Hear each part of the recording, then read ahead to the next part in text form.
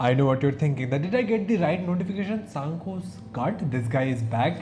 This guy is indeed back and with a whole new series, because I want to help you guys get as good as you can be in color grading. I figured that instead of just editing and color grading my own footages, why don't I take your footages and edit them and color grade them so you guys can learn on your own footage, and it will be so much better for everyone. So from today I am starting this new series, new color grading series called Community Grade or Roast Your Grade, I don't know.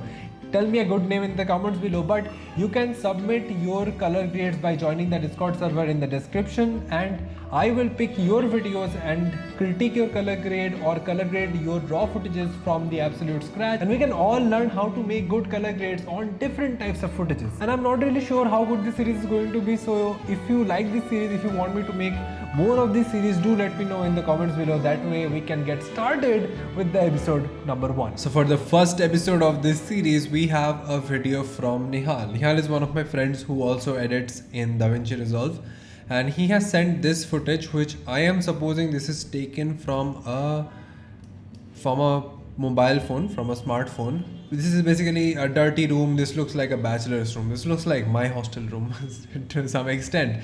Alright, we are going to jump into the color tab straight away, not waste any time. I will drag on the node tree that I have for base.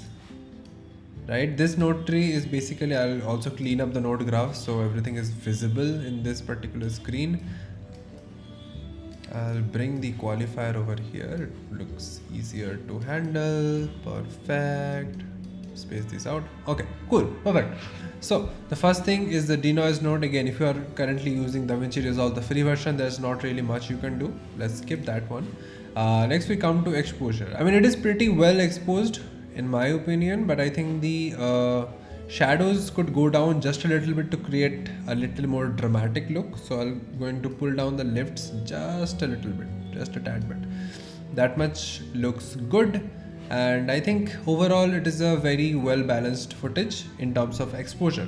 Next we are going to move on to white balance. White balance, again, we do not really want to use our head much. There is something, these tiles are white, this switchboard is white, this cloth, ये जो भी इसका pant या कुछ भी होगा, this looks white but it has checks. So we're just going to use the floor as reference. We're going to take the eyedropper and click on the floor, and it will automatically balance the white balance of this footage. This is before and this is after. As you can see, there was a little bit of a warm tone on this white before, which was coming from the sunlight.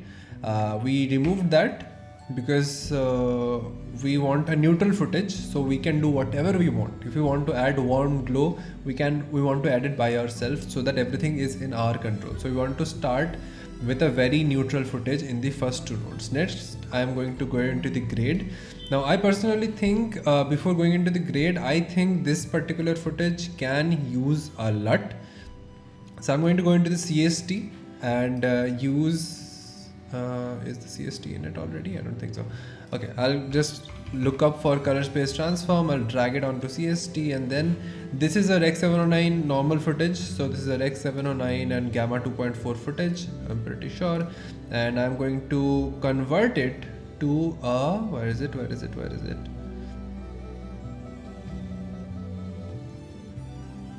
And I'm going to convert it to a Rec 709 but a Cineon film log. Everything looks very washed out, but we made it Cineon film log so we can use one of the built-in presets, one of the built-in LUTs. You can come over here, I'll just bring it here so you can see. You can come over here and see all the different LUTs that are available, and you can also mark them as favorite. I have favorited these LUTs, which are Rec 709 Fujifilm, Rec 709 Kodak and all of these things. So I personally think because there is a lot of green in the footage, Fujifilm D55 will look pretty good. Okay, that is one. Let's just try everything through. I'll also try the Kodak one. The Kodak one I think looks a little bit better in my opinion. The Kodak D55 is looking like it gives a pretty grungy feel. I like that. That is the feel that we want to go with. Perfect. Now I also think the shadows are down just a little bit, so I'm going to go back into exposure and bring it back up again.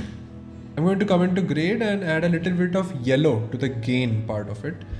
So it looks more of a like nostalgic vibe. I think that is what he wanted to go with this. And okay, that looks cool. I will also go into the curves and make a slight adjustment to some colors. I generally tap all the colors so I get notes for every color. I think the blue over here is a little bit distracting. I'll just go into the blue of the hue versus saturation curve and bring it down. You see this blue color, it is getting popped up and it's popped down. I'll just get rid of all the blue over there. That looks cool. Green is a very important part of this footage, so I'm going to just play around with the green and see what looks good. You see there is a huge chunk of color right over here between blue and yellow, so I can make it look like pink, I can make it look like blue, but I think this green is good. I just try a little bit, shift it towards teal, so I'll bring it down just a little bit, not nothing much. This yellow color t-shirt is also a little pain. I see. Okay, I can also get rid of that yellow color t-shirt. There are two things we can do about it. That you can think about, okay, this yellow color t-shirt is a little too distracting, and you can bring it down, bring the exposure down so it becomes a gray t-shirt, or the yellow can actually look very good and poppy on a green background, so I will actually pull it back up. So every distraction is not supposed to be get rid of, but some distractions could actually be emphasized and it can make it look good. Like this yellow color right over here, it adds a little pop to the whole image. Like if you look at the image, your eye will go over here. I'll also make my eyes go there a little bit more by adding a little more luminance to the yellow, making it a lot more brighter. This window over here is good. I'll go on to the softness and sharpness. This because this is a nostalgic dreamy vibe. I'll just go into come over here in this node and go into our primaries and reduce the mid details. This basically reduces the sharpness and the details in the midtones. You see if I bring it all the way down, it loses all the definition. I'll just bring it down just a tad bit, like 10-15 is good enough. Coming on to vignettes. Vignette, this one is already, oh, nothing is applied. Okay, I'll go into power windows, create a circular vignette and add it to the edges.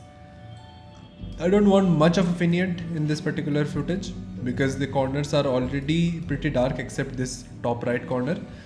I'll go into here, take the and bring it down just a little bit. Oh, I have to reverse the vignette. Perfect. So this is before and this is after. Cool. Now I'm going into gradient. Gradient is something that I generally add from the bottom of the image, a little bit of dark gradient, which I am not going to do in this particular case because this part of the light is very important because the footage does not have much light. I could probably add a vignette from this side, which might look good. Sorry, not a vignette, a gradient.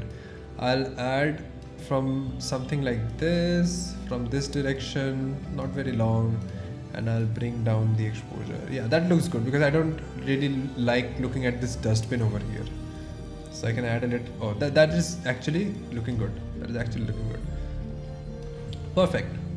Now there is no subject as say with this particular footage, so I'm not going to do anything about that. Coming to the density node, I think the green color could be a little more dense or the yellow color could be a little more dense. I'll show you what to do. Right click, come on to color space and select HSV. Why am I doing these things and how these things work, I can make a different video about it. But yeah, this basically works with color density. I uncheck the channel 1 and channel 3. Then I come back over here, I increase the gain, which will not do much because there is no red in this footage. I'll come to the gamma and try increasing and decreasing that. I see the green is getting a little more greener, which is something that I like in this footage. Perfect. So this is like before and this is after. How you see how the green got deeper without getting brighter. That is the whole point of density. Lift I'm not going to touch much because there is no blue in this footage anyway. I got rid of everything. Qualifier, we don't need it for this particular footage. Skin, again we don't need. Skin tone, there is no skin tone. I'll just delete these things. Perfect. CST and LUT we have already uses. There is also a film look version, which I don't think it is needed over here. I'll still add a little bit of glow. I could rename the node as glow as well. I'll add a little bit of glow because I want this part to shine. Okay. So there are two ways you can go about it. I don't want much. I can be like this much. This glow is looking good. Okay, this glow is looking, I'll just take a still just in case we want to come back to this. There's another way to do it. You decrease it even more and get even more glow, which looks very bad. But I come down here, change the composite type to soft light, and suddenly taking it down actually looks like much more gloomy. It completely shifts the whole footage. But this has a con as well, that the darker or the midtones get a lot more darker, and only the parts that have the light will shine like really much brighter. The whole footage gets affected, not just the bright parts. When this thing was on ad, the only brighter parts was getting affected, but when you shift it to soft light, every part gets affected. Okay, so this was the before and this is the after. You see these parts where there is not as such light is falling on, they get significantly darker. I'll grab a still of this as well, so I can compare it with something. Okay, there is the compare. This is what we had on ad glow. Things were not getting darker, only the brighter things were getting more diffused. This is what we have with soft light glow. I personally like the soft light glow better, so I'm going to keep that. And we can add a little bit, if we suppose this chair is our main point of attention where we want to focus on, then we'll go on to this and we'll add a slight, very small thing up my sleeve. This makes a huge difference. This is called radial blur. I will shift the focus point, the center position to here, and I'll turn down the blur strength. You see what this basically does? Okay, I'll turn down the blur strength. My god, I'm babbling through my words. Blur strength to something like where it is not very like evident that I've used this. Okay, something like that. But if I turn it on and off, you can see there is a little bit of blur in these routers, these corners, these things and everything. But the main part of it is still intact. I'll actually put the marker here, so these shoes are actually not getting affected. That looks good to me. Okay, so here we go. This is what we started with, and I'll just deselect that. Okay, this is what we started with, and this is where we are at. You might think this is a little bit of an overkill. If you think this is an overkill, I'll just come to film look, I'll drag it back up and change it to add. Then you have something which looks more natural. It does not look like heavily color graded. This is the before and this is the after, right? It does not look heavily color graded, which was the section when we used soft light as the blending type when we were using glow.